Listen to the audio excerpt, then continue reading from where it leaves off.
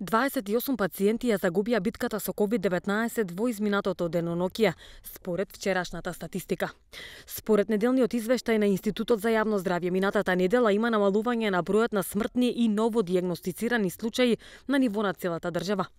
Во Струмица во последните 24 часа беа регистрирани нови 43 позитивни случаи на COVID-19, а 23 оздравени. Вкупно заразени има 1895, а моментално Струмица брои 595 активни случаи.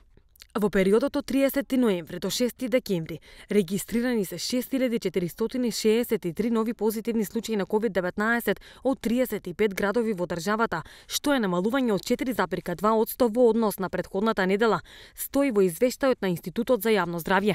Тестирани се вкупно 17456 материјали во лабораториите, во кои се спроведува молекуларно тестирање за присуство на SARS-CoV-2, што е намалување од 7,0% во однос на минатата недела. Регистрирани се заболени лица во сите возрастни групи. Најзастапена е возрастната група на лица на возраст над 60 години.